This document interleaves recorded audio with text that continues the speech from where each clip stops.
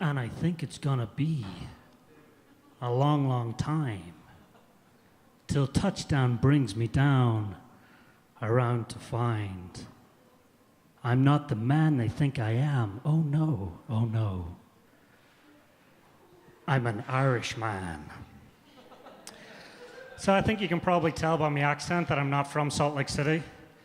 I'm born and bred in Ogden. But you know, if you can't understand me, just laugh, because I'm more than likely funny. But if you don't think I'm funny, it's probably because you can't understand me.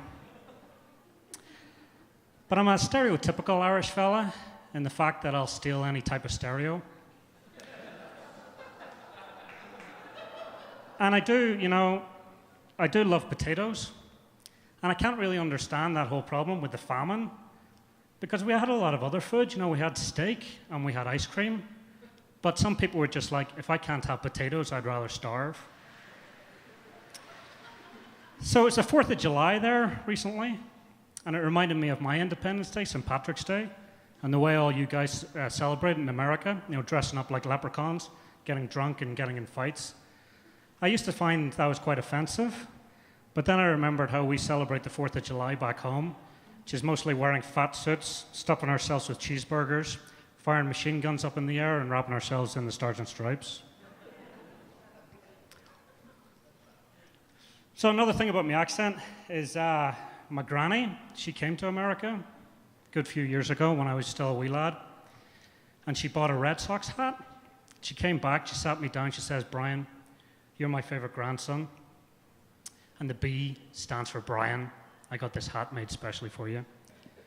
So there's me. I love my granny. You know, I'm running around with, doing what all the wee kids do back home, which is mostly dodging bullets and throwing petrol bombs at each other, but always with some love in my heart for my granny. Then I came to America. I went to Boston, and I'm wandering around, you know, doing all the touristy stuff. And one thing I noticed was, you know, everybody's wearing my hat. And I couldn't understand, because I know Brian's a pretty cool name. But then the truth hit me, was they weren't all called Brian. But the truth was that my granny was a liar. And then I remembered all the other lies that she told me.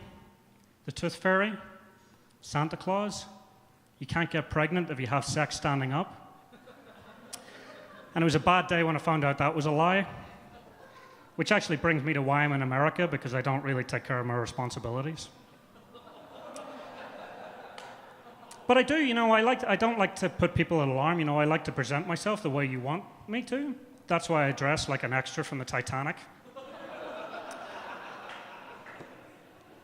And notice I said extra from the Titanic, not an actual passenger from the Titanic, because I know that's where you guys get your historical content from, is from movies. So, but another great thing about the accent is, you know, American girls go wild for it. You know, all I really need to do is go out on a Friday night, whatever, go to the pub, survey the territory, and pick out my prey for that night. Whether I want a supermodel, maybe I want some hefty girl, you know, if I'm looking to be degraded for a bit. But you know, all I need to do is order a drink loud enough, because as soon as that brogue hits her eardrums, you can smell the vaginal secretions from 5 miles away. But thank you very much. I'm Brian Higgins.